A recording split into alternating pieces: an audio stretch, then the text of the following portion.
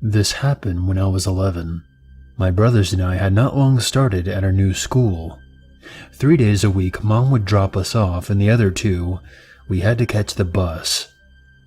This day, Mom dropped us off. As soon as she pulled up, I spotted a man standing at the only gate into the school. Apparently, no one thought that was creepy. I begged Mom to drop us off out back, but she was running late for work and wouldn't listen.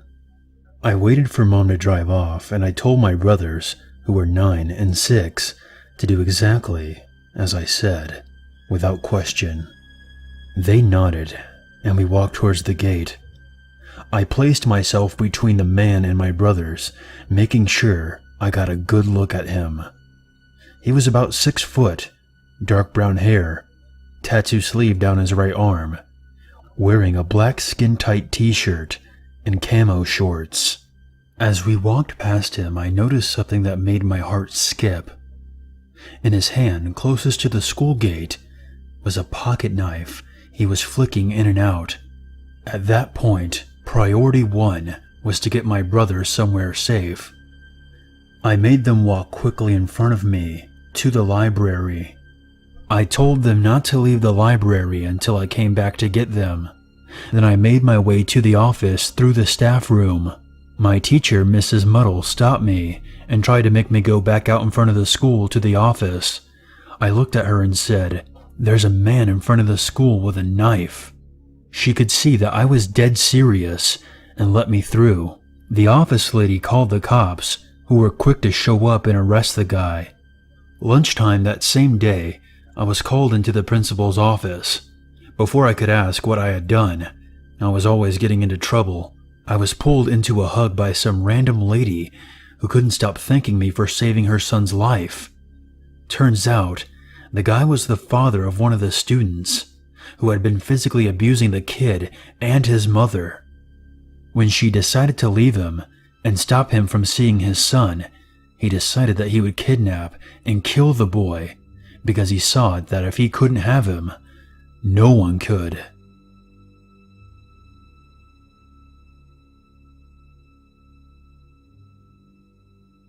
This is a story that I've heard from multiple members of my family.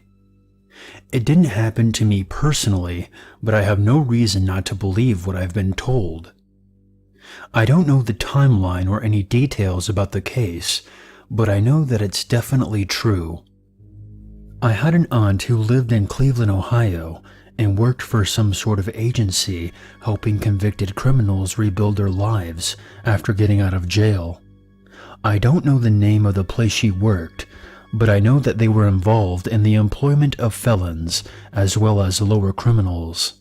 My aunt worked directly with the clients, finding out all the kinds of things that they were qualified to do, what skills they might have, what they enjoyed, that kind of thing.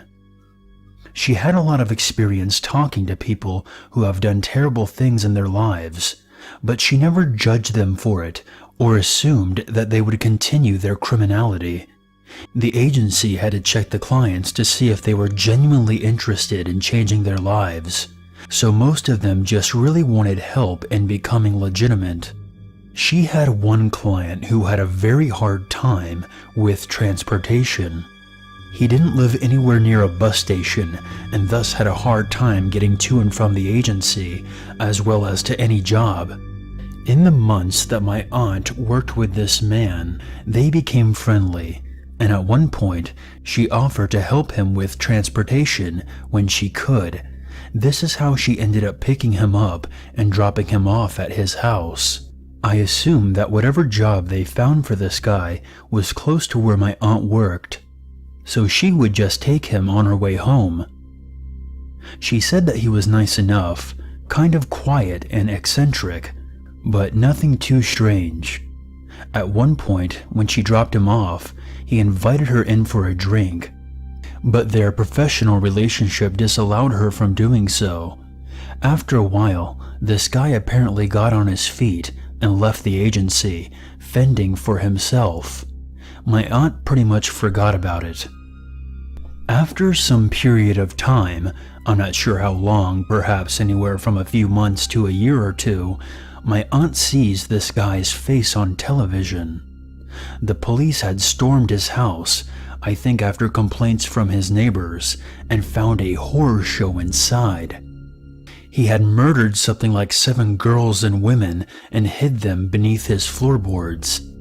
According to the forensics, his victims had been killed different times, ranging from very recent to before my aunt had known him. So basically, this guy was actively killing at the time she was driving him to and from his house.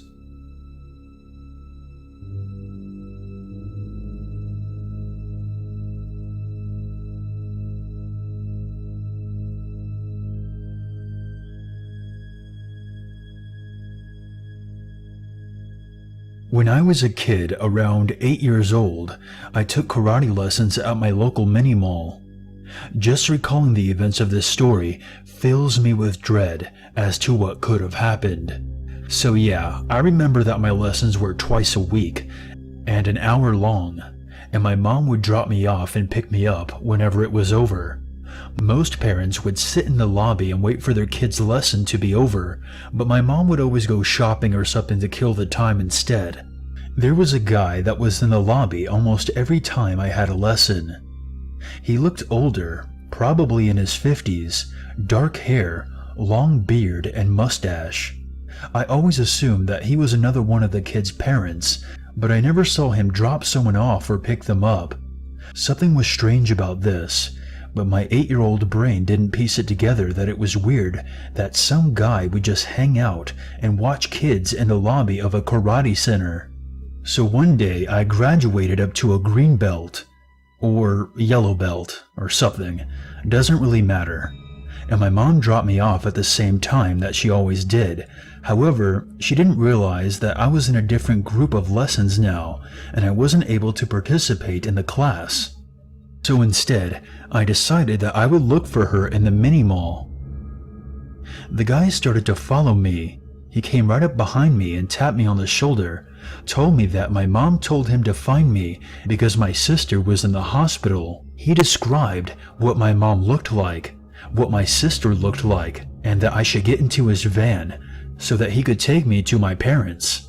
I remembered that I started to cry and followed him because I really believed him when he said that my sister was in the hospital. I asked him what happened, and he told me that there was a car accident. I asked him who he was, and I just remember he said something like he was friends with my mom. I remember that this didn't sit right with me because my mom never talked to him when she dropped me off, and I didn't recall them ever saying one word to each other. His van was parked a couple of stores down from the karate center by the sidewalk. I remember being something like 20 feet from the van when I looked behind me and saw my mom shopping through one of the windows in a JCPenney. At this point, the guy was holding my hand and leading me to his van. But I stopped when I saw my mom, and he started to pull me and said that we had to hurry. I remember pointing at my mom and saying to him, "My mom's right there." He gave me another tug, and I resisted and started to scream. He let go of me instantly, got into his van, and sped off in a hurry. In that moment, I realized that I was almost kidnapped. I remembered all the stranger danger warnings that were given in school, but I stupidly thought that because this guy could describe my mom and my sister, he must know them. Instead, he must have been watching me and my family for weeks before he decided to make his move. I remember running into the store, tears streaming down my face, and just giving my mom a huge hug.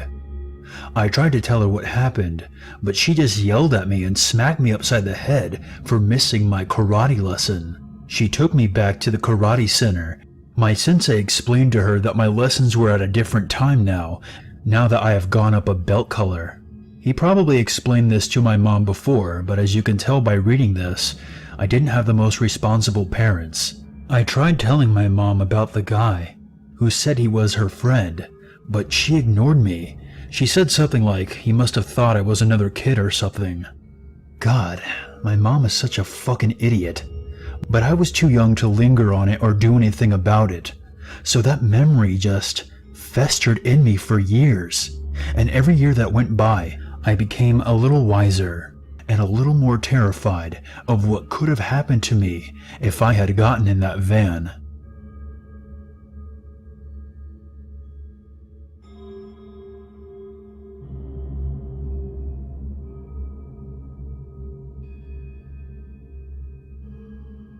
I'm a 20-year-old male, and I run a large haunted house attraction. You pay to walk through, and we scare the lights out of you. We hold cast auditions about 3 weeks before the haunt season starts, and we always have interesting people showing up. Obviously, only interesting people audition to scare people for 5 hours a night. I get a close connection with some of the actors throughout the season. All haunters will tell you that it bonds people in this weird, freaky way. One kid stood out to me at last year's audition. He was so creepy, naturally. He impressed me so much. I asked him if he wanted to pick the scene he got to work. We never do that. We put the actors in the scenes we want them in. He picked the butcher shop. His performance was perfect. He scared the daylights out of the test group. I was so impressed. After auditions, I shook his hand and told him how impressed I was. He was exited, and we talked for about 3 hours after auditions. I'll never forget what he told me as he left the makeup room. I'm just glad I found a job that lets me act how I want to every day, minus the murder charges. We both had a good laugh out of it, and I told him that I would call him soon to let him know if he got the job and go over the details. Exactly 4 days later, I had gotten his application out of the stack, and I was excited to call him. An old man answered the phone and went quiet when I asked if the boy was home. After the pause, he asked me what I wanted with him. After I explained, he told me that the boy was no longer available. I was very disappointed because I knew this kid would have been great. Fast forward to December, I was browsing the web randomly, and when signing into Yahoo, I saw a story on the front page that said, "Chilling 911 call finally released." And there was a picture of a boy that looked very much like the boy that auditioned. Reading the article, I learned that it was the boy. He had been arrested for shooting his mother and sister in the head. I honestly felt a feeling that I had never felt before. I can't even explain it. Clicking the link to the 911 call, I was expecting a frantic neighbor or family member, but no, it was him.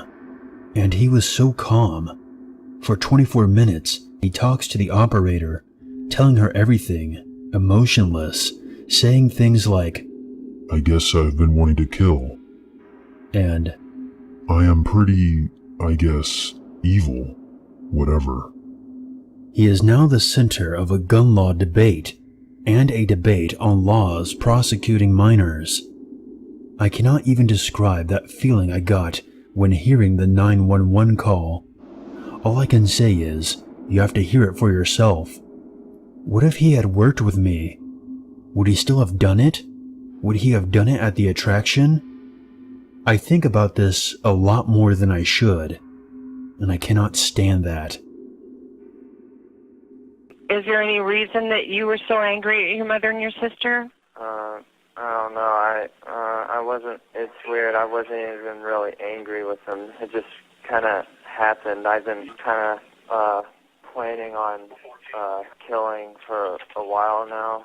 The two of them, or just anybody? Pretty much anybody. Why? I don't know. I don't really like people's kind of attitude. Right. I think they're very emotional. I don't know, verbally rude to each other and stuff like that. Right. I don't know. It's okay. It's just my family. I don't know. They're just kind of really. I guess this is really selfish to say, but to me, I felt like they were just suffocating me in a way. I don't know. I think obviously, I'm pretty, evil, but that's That's, whatever. Hey guys, Unit 522 here, and I want to thank you very much for watching my video. I would appreciate it very much if you would share, like, and comment. And if you're new to this channel, become one with the Unity by hitting the subscribe button. If you have a scary story or experience that you want featured on this channel, you can always send it to my email or post it on the Free Horror Stories subreddit. The links for those can be found in the description below. If you would like to help out this channel even more, consider a PayPal donation. And for more updates, be sure to follow me on Twitter. There's nothing wrong with a little darkness in your life, as long as you never forget, there's always a reason to be afraid.